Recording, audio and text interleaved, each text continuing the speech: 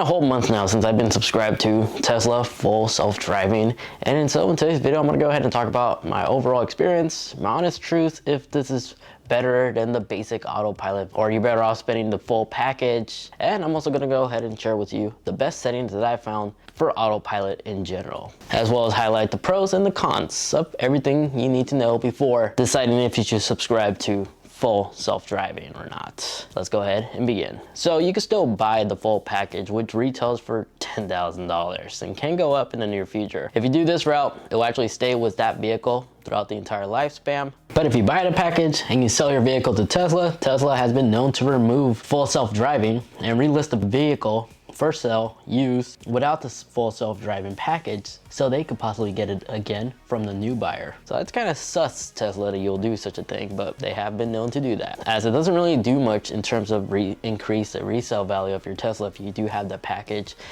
integrated or not, but you can get a lot more if you sell it within a first party. If you look at the full self-driving package, it's the same exact features that you will get if you decide I'm going with the subscription, which the subscription to some may be a much better value. I think it is, personally. For starters, the full self-driving subscription that I got, well, the only one that's available, starts at $199 and monthly. There's no annual agreement or anything like that. You can cancel at any time or renew whenever. Just however, an important thing to note is it does include state tax. So for me, for example, even though it's $199 per month, which is kind of crazy, but with state tax included, it comes out to be in total $213.43.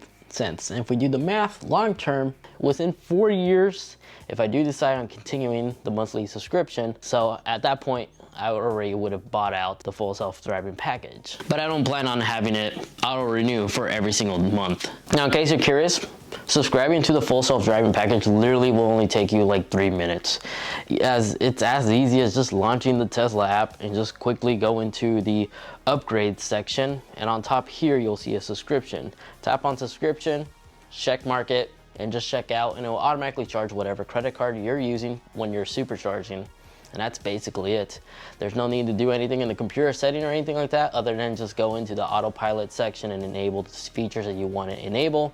But that's basically it. There's no like update that you have to do or anything. Your vehicle already is aware and is ready. And if you'd like to cancel, down below on the app, there's a manage upgrades, and here's where you can actually cancel the auto renew function. Now, the full self-driving subscription, even the full package, the $10,000, offers the exact same thing. It has navigate on autopilot, which I'll talk more about in a little bit, auto lane change, auto park, summon, traffic light and stop signal control. It's not what it sounds like, trust me, unfortunately. And then of course you have the auto steer on city functionality coming out in the near future, which isn't available at the time making this video, but as soon as it is, you betcha I'm gonna go ahead and renew to test that out. Now, from my overall experience compared to the basic autopilot, after having the full self-driving subscription on my 2021 Tesla Model Y Performance, mine is the newer Teslas, which from my understanding the Model 3 and the Model Y no longer have LiDAR sensors. It's relying solely on Tesla vision, and from my personal experience, even with the basic autopilot, it works surprisingly very well.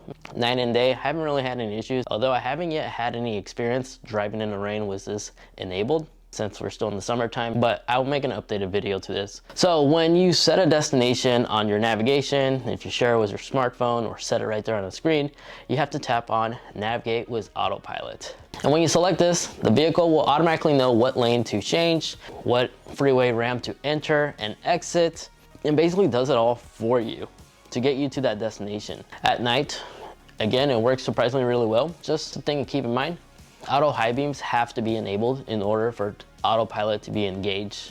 It's a requirement for Tesla Vision, since it's not relying, again, it's not relying on LiDAR, just solely on its cameras. So the high beams constantly flicker on and off, I noticed. Even with the basic autopilot, it was always like this. Same goes for the windshield wiper controls. The windshield wiper controls are out of your control. When autopilot is enabled, autopilot controls your windshield wipers. Unfortunately, a thing that I noticed, it's just gonna continue wiping the windshield. It's just trying to clear one of the cameras. So what I usually do when your vehicle starts doing this is disable autopilot, manually windshield spray the windshield for a couple of seconds until it's fully clear, and now Autopilot will no longer do this. For some reason, Autopilot doesn't auto spray the windshield. You have to still do that. So that's just a little trick that I've discovered. So yeah, the navigation was Autopilot. I like this feature a lot, especially when you're driving in a highway that you're not familiar with, so you're not familiar with the lanes or what exit to change, because the vehicle will literally do everything for you with a confirmation of you signaling to confirm that it's safe for the car to switch lanes. It'll actually beep at you, letting you know why it wants to change lanes on the screen. Sometimes it's to pass slower vehicles, or sometimes it's just to continue the route. So just confirm with the turn signal and the vehicle will safely merge. Now, when you're approaching your exit off the highway, the vehicle will actually signal automatically and steer and start deaccelerating, and then we'll switch back to basic autopilot as soon as you're approaching like a stop sign or a stoplight. From this point, I'll typically just take over and drive my own. So after using Navigate with Autopilot for over 100 miles now, I really do like this feature, but at the same time, it's kind of annoying because not all roads are fully supported to be used with full self-driving. There's been a couple of highways I took that's literally just straightaways. It's not really a big complaint, where navigation with Autopilot will disengage and we'll switch back to basic autopilot. And then as soon as it gets to the point where there's multiple lanes once more, it will switch back to Navigate with Autopilot. It's just a smooth transition. So just something I wanted to note. Again, it's the same toggle switch that you'll typically use when activating even the basic autopilot, just downwards on the column 2 times. Again, autopilot will engage just like that. Now, another key feature that this description includes is the traffic light and stop sign control. Now, again, it's not what it sounds like that it could do, like turn every red light to a green light. It will just notify you whenever you're at a stoplight and the light turns green. It will just send like a ding notification alerting you that it's green now. It's such a useful tool that I wish this was free from the get-go and included in all Teslas. And it works shockingly okay. There's been a couple of times where it does ding, and there's been a couple of times that it doesn't. So you still have to be aware, of course, like everything else. Now, summon. This is another thing you get with the subscription. I do not recommend using Smart Summon because it's not that smart. Well, the way they advertise it, it's extremely useful when it's raining outside and you don't want to get wet to get in your vehicle. You just allow the car to pick you up.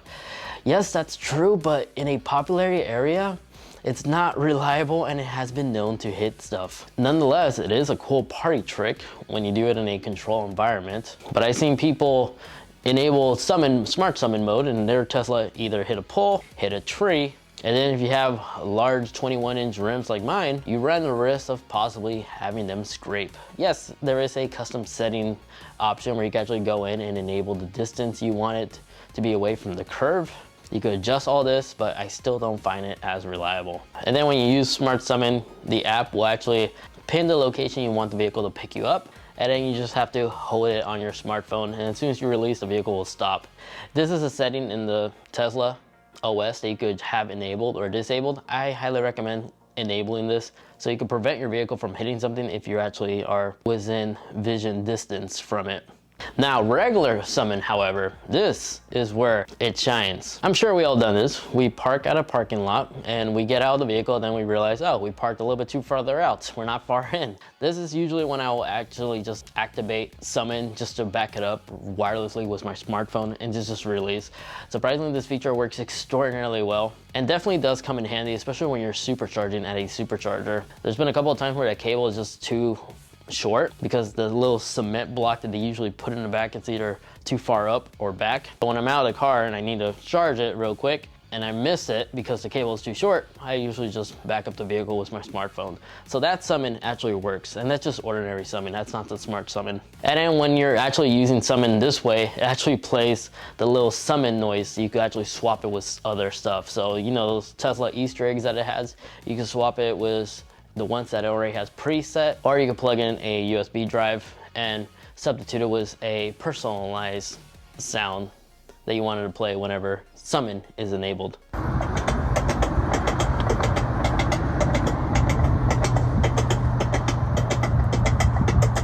Now, the other package that's included with the full self-driving subscription is Auto Park. And for my experience, it's not really reliable either. And it's kind of pointless because the parking spot needs to be perfect. I've used it multiple times already and it failed me all the time to the point where I don't feel comfortable ever using auto park. The thing that bugs me is that the parking spot has to be perfect. In other words, there has to be 2 vehicles on both the right and the left side, and the middle has to be an empty space. That's usually how auto park will automatically identify a parking spot and will start auto parking if you allow it to. But again, to the most part, I don't trust it. And if I don't trust it, I don't think anybody could benefit off auto park. So all in all, based off of everything that I've seen, it's clear that Tesla full self-driving it still is in the early beta. I'm starting to think this is probably why Tesla decided to make this into a subscription version so they could gather more data than they typically would, because I don't know, a lot of people will actually spend 10 grand on an incomplete software. So if the subscription can help Tesla improve some of these big major flaws, then this is a good move. But at the same time, reliability wise, Navigate on Autopilot is the only thing that I currently trust, because everything else is really just a party trick. In actuality, with that said, the basic autopilot that's included on all Teslas, it's good enough, to be honest, because it still requires a lot of driver's attention awareness. But again, I could definitely see myself renewing this in the future if I know I'm going to go on a long road trip, especially on a highway that I'm not familiar with. Having the vehicle auto lane change and know the roads before I do definitely does come in handy, especially if it prevents me from getting lost or missing an exit on accident. Now, for the best full self-driving settings that I found after fiddling with everything, it's basically this. In the Autopilot tab, under Customize Navigation on Autopilot, go ahead and enable it on every trip. This way you don't have to always tap on Navigate with Autopilot. As soon as you enter in an address, it will automatically be enabled, so you don't have to worry about it, because there has been times when I enable Autopilot and I forgot to tap on Navigate with Autopilot, so it didn't do anything besides just basic Autopilot. And then on the speed-based lane change, personally, I think Mad Max is the best one, because drivers in reality are aggressive. And then if you take too long to switch lanes, nobody's gonna be giving you a chance to change lanes. And Mad Max, in my experience, it's actually the best setting to actually like safely change lanes. Now, even with the Mad Max setting, I still recommend putting your foot on the accelerator, because there has been times where I think a vehicle is heading much faster. So when you're changing lanes, you can actually put your foot on the accelerator to make the Tesla go a little bit faster. Just phantom brake still is a thing, unfortunately. Whenever I catch the vehicle automatically braking, I just make sure I have my foot on the accelerator so I can accelerate quickly to prevent myself from being rear-ended or anything like that. Also, go ahead and enable exit passing lane. Come on, driver's etiquette. Hopefully we all do it. And then on the request lane change confirmation, this is all personal preference, but I like to have it disabled, because I'm always aware, even when autopilot isn't engaged, I'm always making sure I know what's going on around it. But to the most part, this feature works surprisingly really well and feels extremely futuristic whenever you see your Tesla passing slower moving vehicles, as well as slowly changing to the correct lane to follow your route, all automatically without having to toggle the turn signal. And don't worry, to the most part, I even caught this on footage. It was a motorcycle speeding up on one lane. My Tesla knew and paused and spotted the motorcycle before I did. I didn't wait for it to pass and then slowly change lanes. So it's really responsible, even in the Mad Max setting. So turning off the confirmational request to change lanes safely, honestly, it's a 8 out of 10 in terms of reliability, so it's pretty good. But those are my best settings to adjust and change on the full self-driving. So if you have full self-driving, give these settings a try. Again, always be aware of what's going on in your surrounding. Autopilot isn't perfect. Even full self-driving isn't perfect, as well, as we all know. There's been a time when I actually had to grab the steering wheel because it was actually about to drive itself off to the shoulder. So yeah, be aware of your surroundings at all times, even when autopilot's engaged. Other than that, what do I think about the subscription? So far, I like it. But again, the only key selling point for me is the regular summon, the traffic stoplights notification, and Navigate with Autopilot. If I could individually just buy those 3 things, I would totally do so, instead of just paying the 10 grand for the other features that don't really work very well. But will I continue to renew this monthly? No, I'm probably gonna let it expire, unless I know I'm gonna be driving on a very long road trip at a certain day, and I'll just activate it on my smartphone, as you saw how easy it is to subscribe and cancel. So that's my genuine thoughts and experience with the full self-driving subscription. It's not bad, but it's not perfect. So if you're in the frits, now you know. So hopefully I helped you out, sharing with you some of my best settings that you could quickly follow and understand better once you decide to subscribe.